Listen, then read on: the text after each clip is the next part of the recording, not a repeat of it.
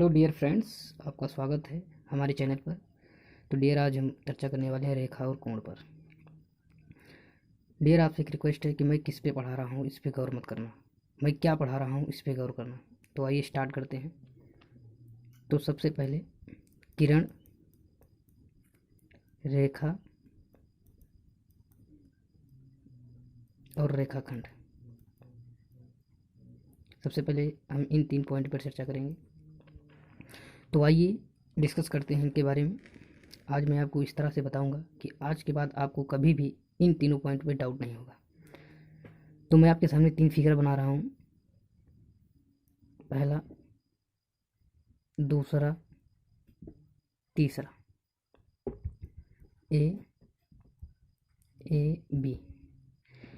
तो इसमें से डियर इसको किरण कहते हैं, इसे रेखा कहते हैं, इसे रेखाखंड कहते हैं। इंग्लिश में इसे लाइन सेगमेंट बोला जाता है। Line segment, line segment. तो डियर, इसे किरण, इसे रेखा, इसे रेखाखंड क्यों कहते हैं, आइए इसको समझते हैं। तो किरण इसको इसलिए बोला जाता है क्योंकि इसका एक रिफ्रेश पॉइंट होता है, इसके एक तरफ रिफ्रेश पॉइंट होता है, दूसरी तरफ कोई रिफ्रेश पॉइंट नहीं होता। रिफ्रेश पॉइंट होने का मतलब ये है डियर कि कोई निर्धारित बिंदु नहीं होता। तो इस तरफ कोई निर्धारित बिंदु नहीं है, तो इसका मतलब है कि इसको मैं आगे कहीं तक भी बढ़ा सकता हूँ, अनंत तक बढ़ा सकता हूँ। मतलब इसके एक छोर को मैं अनंत तक बढ़ा सकता हूँ, पर दूसरे छोर को मैं बढ़ा नहीं सकता, हटा बढ़ा नहीं सकता। इसलिए इस लाइन को किरण कहा जाता है। इस पर डिस्कस करते हैं डियर। इसके दोनों छोर पर, लेफ्ट और राइट दोनों छोर का कोई निर्धारित पॉइंट नहीं है, कोई रेफरेंस पॉइंट नहीं है। तो रेफरेंस पॉइंट ना होने की वजह से, कोई निर्धारित पॉइंट ना होने की वजह से, इसको मैं इस साइड भी अनंत, कहीं तक अनंत तक बढ़ा सकता हूँ, इस साइड भी अनंत तक बढ़ा सकता हूँ। तो इसको दोनों तरफ से मैं आगे बढ़ा सकता हूँ, घटा बढ़ा सकता हूँ। तो इसलिए इसे क्या कहा जाता है, रेखा कहा जाता है। आइए इस पर डिस्कस करते हैं। तो इसके दोनों तरफ, इसके लेफ्ट और राइट दोनों तरफ का रेफरेंस पॉइंट या निर्धारित बिंदु निर्धारित किया गया है, ए और बी। अब मैं इस रेखा को बी और ए से बाहर नहीं खींच सकता हूँ, इसलिए इसको क्या कहा जाता है, रेखाखंड कहा जाता है।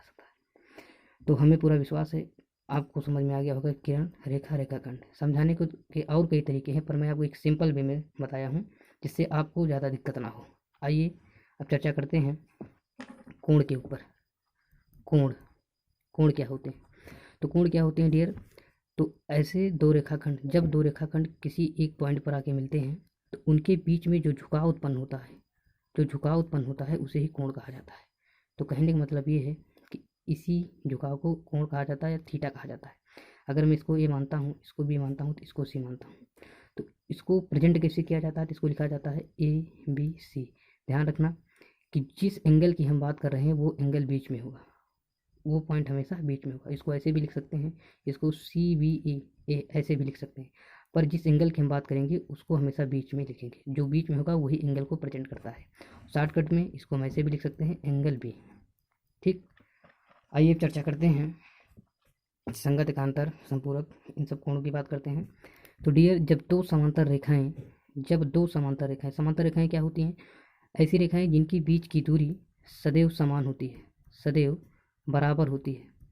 कहने का मतलब इन दो रेखाओं को कहीं तक भी आगे बढ़ाया, घटाया, बढ़ाया जाए आगे पीछे, इनके बीच का जो डिफरेंस होगा वो हमेशा ही 3 सेंटीमीटर बरकरार रहेगा। तो ऐसी दो रेखाएं जिनकी बीच की दूरी सदैव समान हो, उन्हें समांतर रेखाएं बोला जाता है।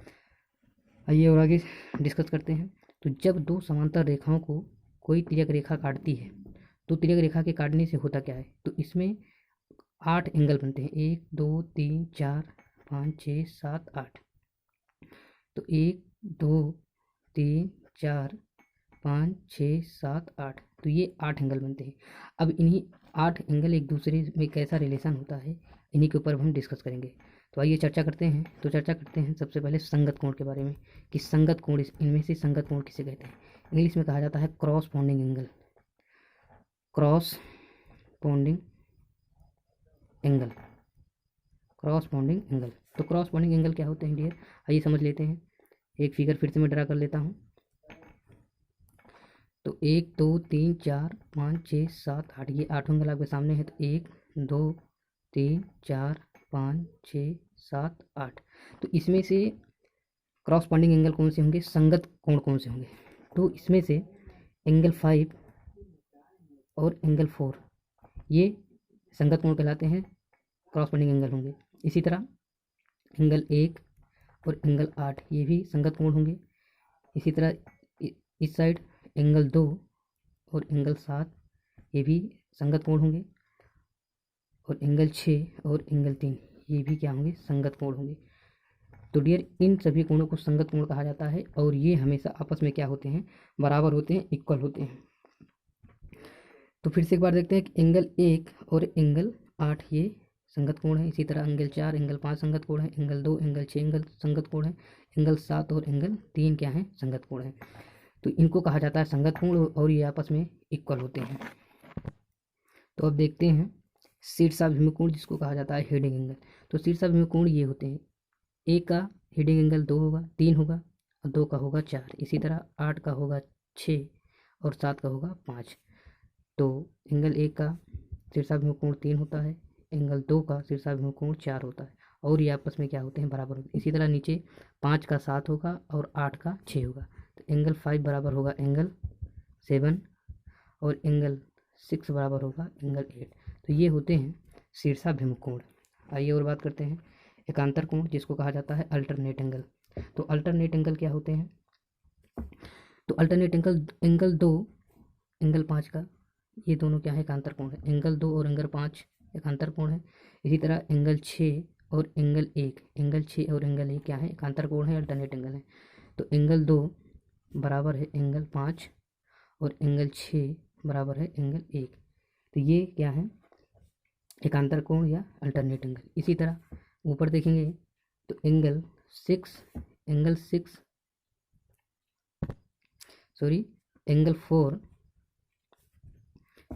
है एंगल 7 का। इसी तरह एंगल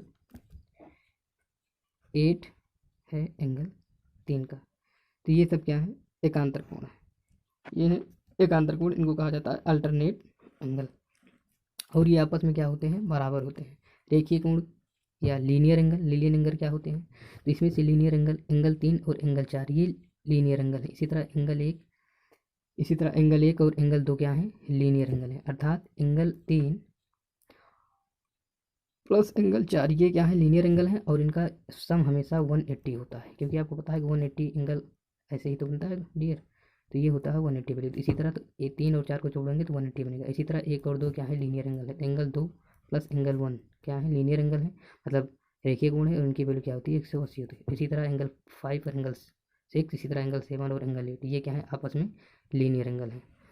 आइए देखते हैं, आगे देखते हैं क्रमागत अंतः कोण या इसे ही संपूरक कोण भी कहा जाता है। इंग्लिश में इसे कंजक्यूटिव एंगल या कॉम्प्लीमेंट्री एंगल। ठीक है डियर, तो आइए देखते हैं।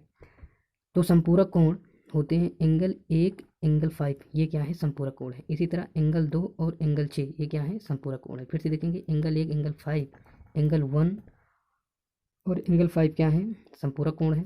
इसी तरह एंगल 2 और एंगल 6 ये क्या है, संपूरक कोण है। लेकिन याद रखना कि जो संपूरक कोण होते हैं इनका योग हमेशा 180 होता है। अर्थात एंगल 1 प्लस एंगल 5 होगा 180 डिग्री। इसी तरह एंगल 2 प्लस एंगल 6 ये बराबर होगा 180 डिग्री। तो कहने का मतलब अंदर के जो ये एंगल हैं इनका योग 180 होता है। इसी तरह इनका भी योग क्या होता है, 180 होता है। तो ये होते हैं संपूरक कोण या कम्प्लीमेंट्री एंगल। तो आइए एक बार फिर से देखते हैं, दोबारा देखते हैं। रेखीय कोण, ये अपने रेखीय कोण होते हैं ऐसे, ये रेखीय कोण है। इसी तरह 1 का रेखीय कोण है, 5 और 6 रेखीय कोण है, 7 और 8 रेखीय कोण है। और देखते हैं एकांतर कोण। एकांतर कोण अपने कौन से होते हैं, एंगल 2 एंगल 5 का एकांतर कोण है, एंगल 6 एंगल 1 का एकांतर कोण है, एंगल 4 एंगल 7 का एकांतर कोण है, एंगल 3 एंगल 8 का एकांतर कोण है। और ये सभी क्या होते हैं, आपस में बराबर होते हैं। ये बात और याद रखना है आपको। आगे देखते हैं शीर्षाभिमुख कोण। तो शीर्षाभिमुख कोण कौन है, एंगल 1 एंगल 3 शीर्षाभिमुख कोण है, एंगल 2 एंगल 4 शीर्षाभिमुख कोण है, एंगल 5 एंगल 7 शीर्षाभिमुख कोण है, एंगल 6 और एंगल 8 इनको शीर्षाभिमुख कोण कहा जाता है और आपस में क्या होते हैं, बराबर होते हैं। तो संगत कोण आप पीछे देख ही चुके हैं। तो डियर ये वो सारे एंगल हैं जब दो समांतर रेखाओं को कोई एक रेखा काटे तो इतने ही प्रकार के एंगल बनते हैं। और इन्हीं एंगलों में अक्सर बच्चों को डाउट रहता है। तो हमें पूरा विश्वास है कि आज आपका डाउट खत्म हो गया होगा। आप एक घर में 1-2 बार इसको बना करके स्वयं करेंगे तो आप 100% श्योर हो जाएंगे और आप इसे कभी भूल नहीं सकते। डियर, अगर आपको हमारी क्लास अच्छी लगी हो तो वीडियो के नीचे कमेंट जरूर करना डियर कि आपको ये क्लास कैसी लगी, अच्छी लगी या बुरी लगी, आप बताना जरूर। और वीडियो को लाइक कीजिएगा, शेयर कीजिएगा और चैनल को सब्सक्राइब कीजिएगा। और ऐसी ही वीडियो मैं बनाता रहता हूँ। यदि आप ग्रुप डी की तैयारी कर रहे हैं तो उसका लिंक मैंने नीचे दे रखा है, आप उसकी तैयारी कैसे कर सकते हैं उसको वहाँ पे जाके देख सकते हैं। तो धन्यवाद दोस्तों, हमारी क्लास में आने के लिए आपका तहे दिल से शुक्रिया। धन्यवाद।